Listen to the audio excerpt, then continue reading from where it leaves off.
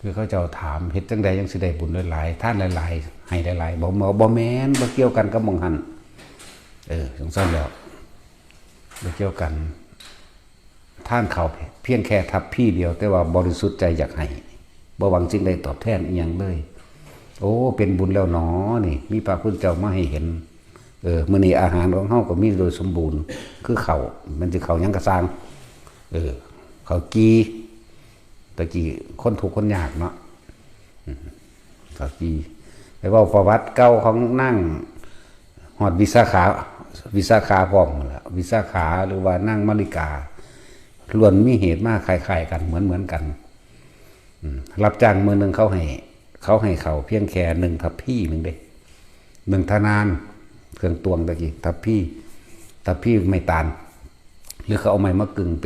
ป็นทัพพี่เฮาเดี๋ยวนี้แหละนั่นแหละให้เท่านั้นเครื่องตวงเขา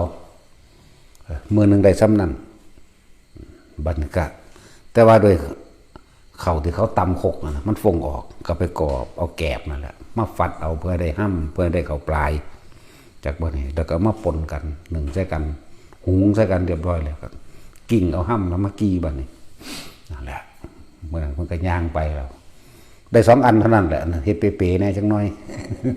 เฮ็ดเป๋ๆย่างไปตามถนนพอดีพระพุทธเจ้าเดินทางมาพอดีที่เฮาเกิดทุกข์ยากลำบากเป็นคนจนนะอาหารกินแต่ละมื้อกันลำบากหนักหนากินก็บ่อิ่มดอกแต่ว่ากินเพียงแค่ยังชีพถึงไปเพราะว่าเฮาเป็นผู้บ่มีทานเฮาจึงเป็นคนทุกข์คนยากนั่นแหละแต่ว่าใจว่านึงมันมีอยู่2 อันนึงไว้แต่กินตอนเช้าอีกอันนึงไว้กินตอนแลง2ข้าวกี้2ก้อนนั่นจังซั่นตัวแต่ว่าก็ยังวิตกอยู่อย่างนึงว่าอาหารของเฮาเป็นของหยาบหมายถึงของหยาบของต่ำเป็นของคนทุกข์คนยากเพิ่นสิฉันในเฮาบ่คิดในใจอยู่แต่ท่านหัวใจนี่อยากให้ท่านเต็มที่แหละนะพุทธเจ้าเพิ่นก็ย่างมาธรรมดาเนาะท่านนี่ก็ตัดสินใจเพราะว่าเฮาจนเพราะว่าเฮามักมีความคิดตัวนี้ที่เหนือเพราะว่าเฮาประกาศตัดสินใจจังนี้เอ้าเพิ่นสิสันบ่สันก็จังเถอะขอให้ได้ท่านเถอะมื้อนี้นั่นเพิ่นก็นิมนต์มาก็ใส่บาตรมันก็สันในเบิ่งต่อหน้าดินั่นแหละพอต่อสันในเบื้องต้นน่ะเหลืออีกอันนึงที่จงไว้นี่เห็นบ่มันต้องท่านตัดชีวิตคำว่าท่านตัดชีวิตนี่บ่ได้กินหรือตายก็ช่างมันเถอะขอให้กูได้เต็มใจท่านเถอะเนี่ยพุทธเจ้าเพิ่นก็ฮู้แต่เพิ่นก็ซื่อๆอยู่หั่นแหละเพิ่นก็เบิ่งอยู่หั่นแหละท่านอันนึงพอแต่เห็นเพิ่นสันให้เรียบร้อยเพิ่นก็ว่าได้โปรดสงเคราะห์อนุเคราะห์ผู้ขาอันเป็นบุคคลทุกเป็นคนยากเป็นคนจนได้สงเคราะห์ผู้ขาได้เถอะแล้วก็อย่าสงเคราะห์ผู้ขาแม้เฉพาะชาตินี้นั่นขอให้พระองค์ได้สงเคราะห์ผู้ขาในชาติต่อไปด้วยเถิดนั่นก่อนแรกหมายถึงสงเคราะห์ชาตินี้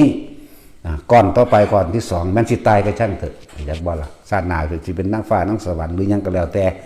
ของเขาเองนั่นแหละเพิ่นก็รับให้มันก็สันเบิ่งอีกโอ้ยดีใจปลื้มใจหลายธรรมดาบอกแต่ที่ว่าเรื่องนั่งวิสาขาเพราะจากตั้งแต่อิ่มอกอิ่มใจหลายก็เลยเรียกว่าหัวอกใจขาตายอย่างบ่ล่ะไปเกิดสวรรค์บ่แม่นสวรรค์ต่ำเด้ดุสิตธรรมดาบอกนั่นแหละไปเกิดสวรรค์สันดุสิตนั่นเด้นั่งวิสาขานี่หมายถึงแต่สมัยพระพุทธเจ้าอนุมาทัดสีพันเด็ดนี่หลังจากนั้นมารวยจนเท่าเดิมดีไหมแต่ที่ว่าเรื่องรัดสันเอาของนั่งมาริกาก็เหมือนกันแต่ว่าได้ศาสตร์นี่แต่บ่ได้บอกถึงอดีตศาสตร์อื่นสองศาสตร์นี่เหมือนกันมีหน้าที่ไปหดดอกไม้ก็เก็บดอกไม้ไปทรงเขาให้เศรษฐีนั่นแหละ16-17 ปีนี่แหละหรือ18นี่แหละตะเลิบไปได้เขากี้แล้วก็พกใส่ถุงเที่ยวไปเต้นดองไปนั่นแหละผู้สาวสำหน่อยสัก18 ปีนี่แหละเพราะมัน16หรอกเห็นพระพุทธเจ้าเข้ามาคือกันนี่แหละพอดีก็คิดแบบเดียวกันนั่นแหละก็เลยเอานี่ไปใส่บาตรพุทธเจ้าก็สั่นในเบิ่งก็ดีใจคนลุกคนพ่องสยองเก่าอยู่ตลอดพูดก็ไปหาหดดอกไม้ก็ล่ำไปนำเด้ ร้องเพลงไปนำล่ำไปมีความสุขหลายทั้งสิบ่มีข้าวกินนั่นแหละพุทธเจ้าเมื่อนั้นพระเจ้าปัสเสนลบกันกับหลานเปิดความพ่ายแพ้นี้ทับออกแตกทับมาเรามาเลยมานอนหลับอยู่กระท่อมน้อยเอาใบจากใบตาลดอกมุ่งเอาพ่อเด็กนางเศร้าห่มเพิ่นนั่นแหละนั่งก็เลยไปเสร็จน้ำเสร็จหนานั่นอันนี้ให้ที่แรกถึงยินเสียงล่ำสะก้อนดอกเพิ่นหูเมื่อขึ้นเพิ่นเมื่อยเพิ่นเป็นนอนหลับอยู่หันหูเมื่อขึ้นเป็นผู้ใดมาล่ำอยู่นี้นะไม่เห็นแต่ก็เลยหัวเราะทั้งนี้ก็เลยอายได้เขินก็เลยมีการต่อหล่อต่อเถียงเชิงจีบกันจักหน่อยจากว่าละแหละในสุดท้ายแล้วก็หาน้ำหายังมาเสร็จหน้าเสร็จตาเหมือนกันแต่เพิ่นก็บ่ได้บอกเด้เพิ่นก็ถามความนั้นความนี้แล้วเพิ่นก็ขับไปในเมืองเพิ่นก็แต่พระพุทธเจ้าเพิ่นก็เว้าไว้อยู่ดอกกับอันมื้อนี้ผู้นี้สิได้เป็นมเหสีของกษัตริย์ท่าน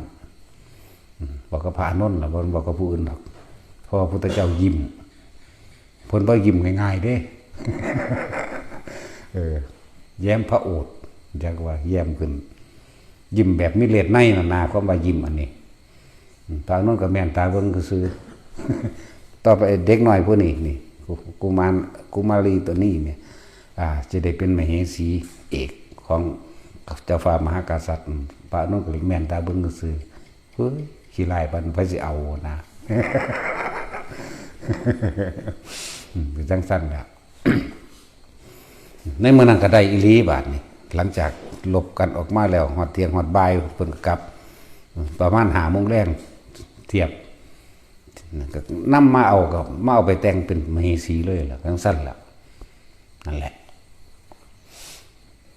เพราะว่าความเห็นแก่ตัวเฮาพวกเฮาเลยบ่รู้จักการให้ทานเนาะ